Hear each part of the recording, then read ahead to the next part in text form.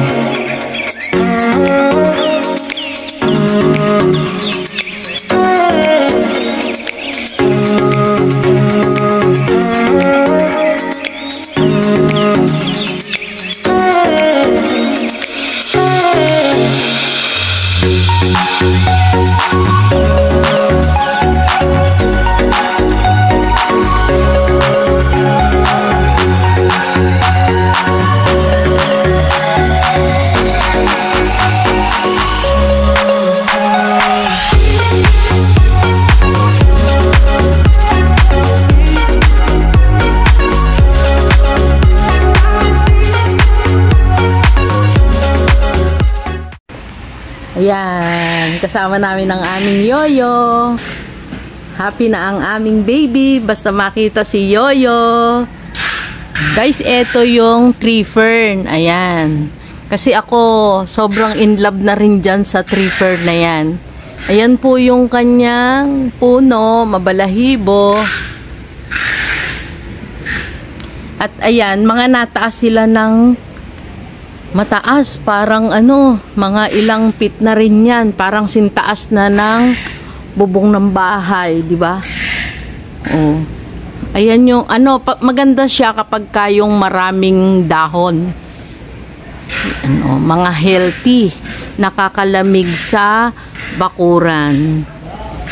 Dito akyat tayo kasi meron sila ditong mga for sale. Wow, ito si zebra. Ayan. Gloriosum zebra. Ayan, mga for sale itong kanilang nandito na bilitay. Ganda oh.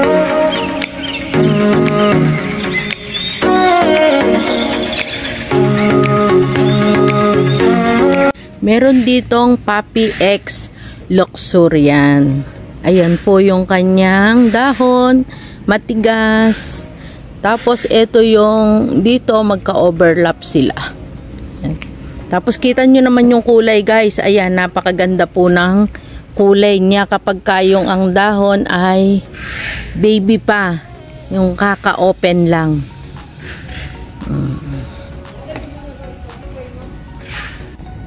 Guys, tingnan nyo naman kung gaano kalalaki ito. Ayan. Ayan po, napakalalaki ng dahon. Ito si SP Columbia. Ito yung Silver Mamey na giant. Meron tayong ganito pero hindi naman siya ganyan kalaki. Ayan, kasi ay tingnan nyo guys ang puno. Ayun, gabraso na po. Kasi yan ay nakarekta sa lupa. Ito naman yung giant or matured na Baroswanum. Talagang nalaki din pala siya. Oh, ayan. Naglalakihan yan. Yung mga dahon na yan, hindi yan simple lang. At ang kanilang, ayan, tree fern. Ito yung ano, tricolor or marble. Ayan, oh. Ayan guys. Oh, dito din talagang nagkakaroon po ng brown, ng sunog na dahon. Ayan, expert po sila pero talagang hindi maiiwasan ang mga dahon na nasusunog lalo sa mga variegated. Ang taas na oh.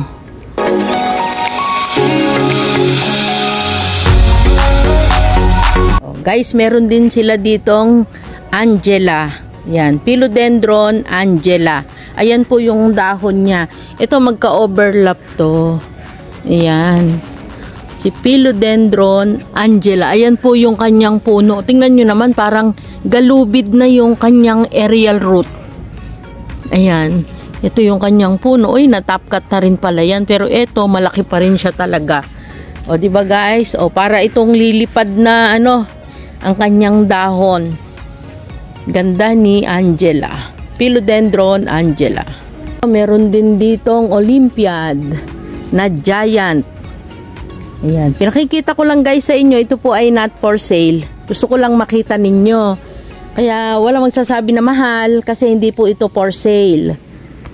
O, ayan.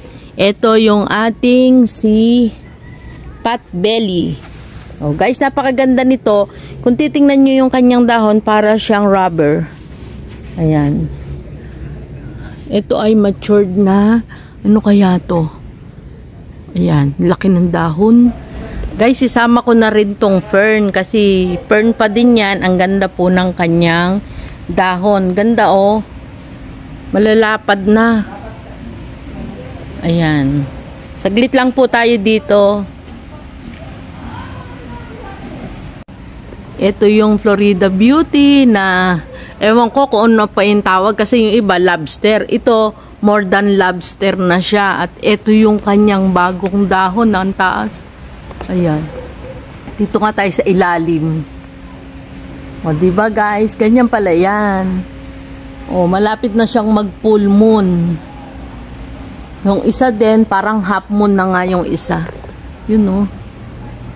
Ayan, ito. Diba? Half moon na siya. At ito yun ngang isa na maganda.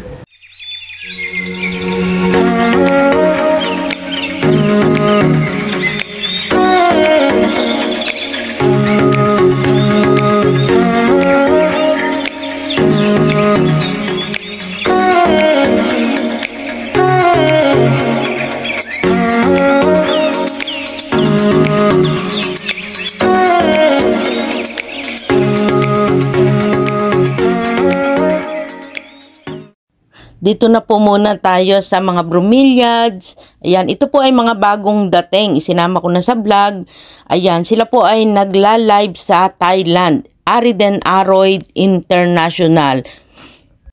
Guys, merong konting paliwanag si Sir Michael ng Arid and Aroids tungkol po sa mga bromeliads. Kaya panoodin nyo po.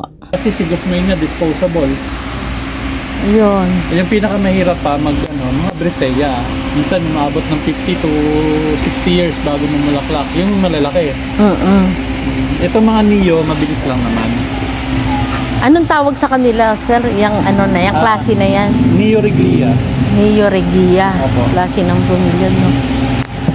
Ganda. Hindi nga sila maselan. Pero lahat ng bromeliad, sir, may tinik ba? Lahat ng bromeliads may tinik. Brescia ang wala sa katawan, sa dahon, Brescia.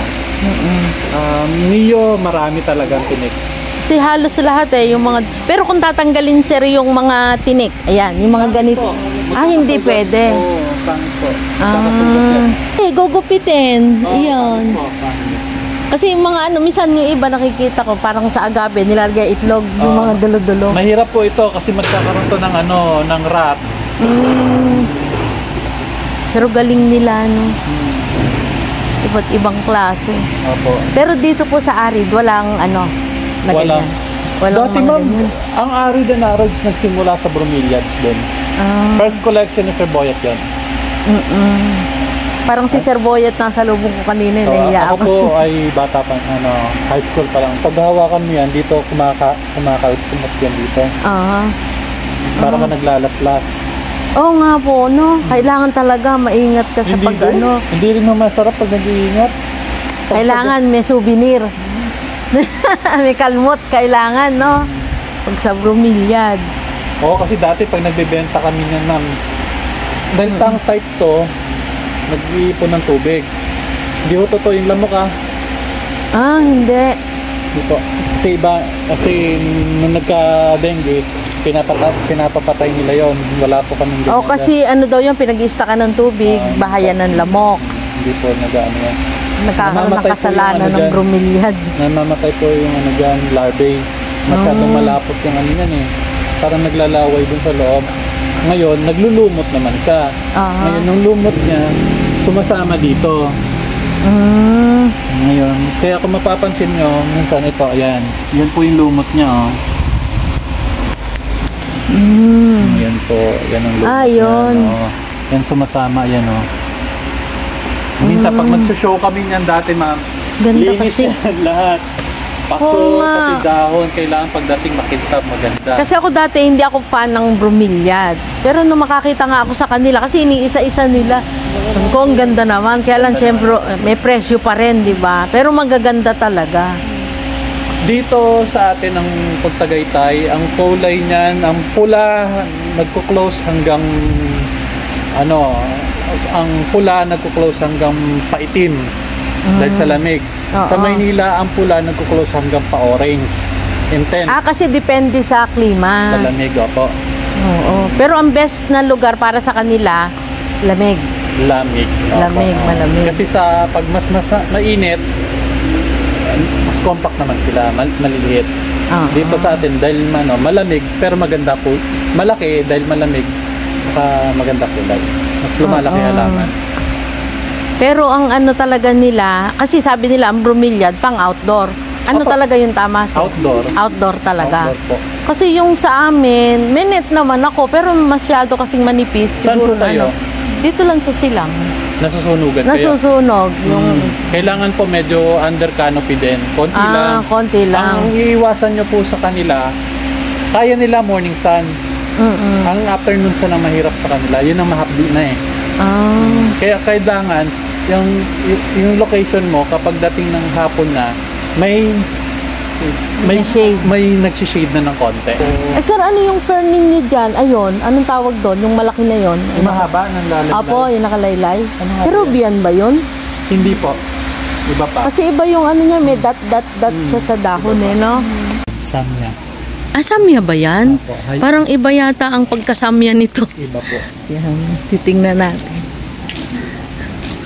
Di ba sir, iba Iba. Hindi ba ito yung nilagay sa yung dito sa ng... Iba rin po. Iba rin. Olive po yun. Ito iba kasi yung shape ng dahon kung makikita. Tsaka, ayan, samya pala ito. Siya pag tumubo. Hindi siya. Ay, oo. Kasi yung isang ganun lang. Ayan, Guys, pasyal kayo dito para makita nyo rin yung ibang halaman. Niya sa kanya, ma'am, asparagus. Ay, oo. Pero ang ganda nga niya. Ganda ng shape. At saka ano siya, hindi siya plain. May guhit-guhit yung kung makikita lang sa camera niya. Ganda. Ayan, oh. Ganyan po, may guhit-guhit siya. Hindi siya plain na plain. Tingnan niyo po yung bago niyang lip, oh. Ayan, ito yung bagong dahon ni Samya na mag-unpearl pa lang. Ayan, tapos pag bumuka na, ito na po, oh. Ayan. Oh, ganda. Healthy, parang plastic lang. Totoo, ganda. Oh, diba? Napakaganda. Shiny.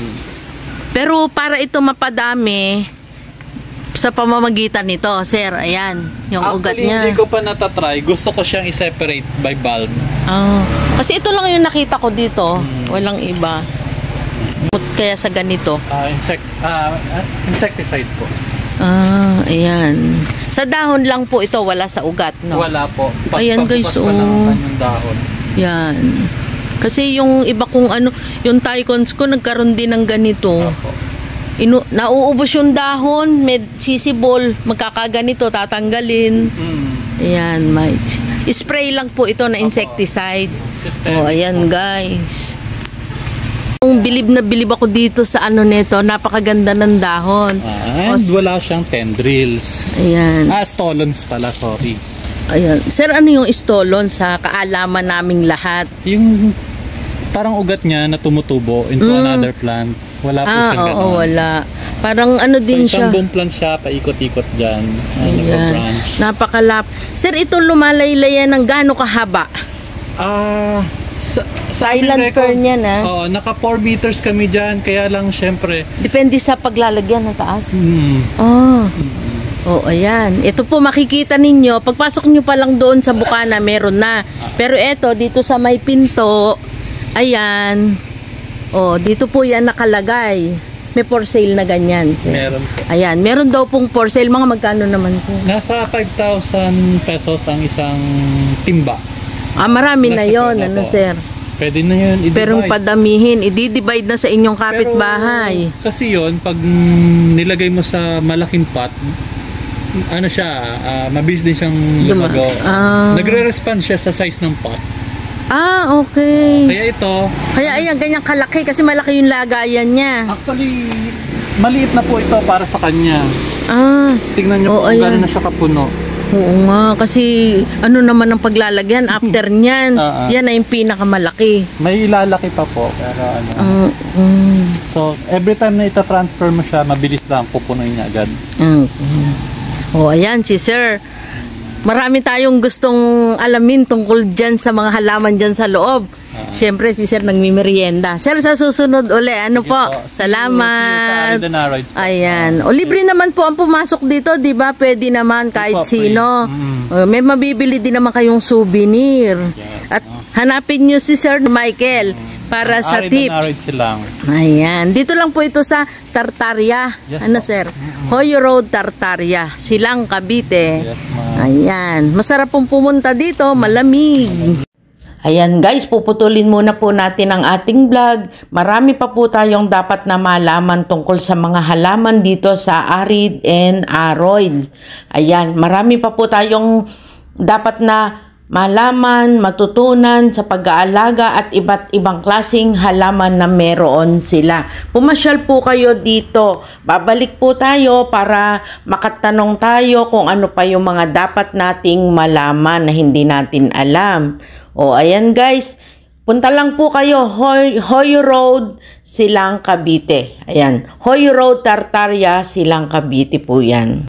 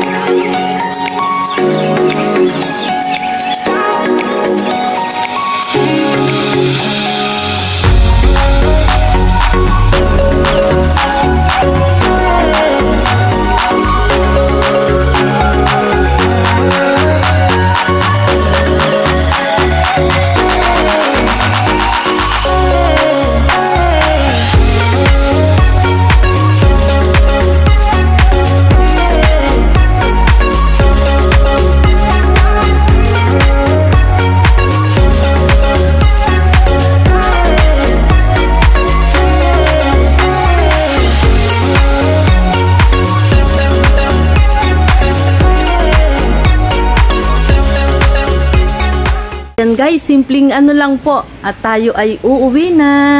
Ayan, pasyal po kayo dito at pwede po kayong mag-mine sa kanilang live selling. Arid and Aroids. Dito po sa local at meron po silang international. Yan, yung mga nakita nyo pong bromeliads, yun po ay galing sa Thailand. Nagla-live po sila doon, kaya hanapin nyo lang ang kanilang page para po kayo ay makamine ng magagandang klase ng bromeliad. So, ayan, hanggang sa muli po, huwag kalimutan, i-like and subscribe ang ating channel, Plantita Verde PH. Ayan. Ingat po tayong lahat. Maraming salamat po sa mga nanood.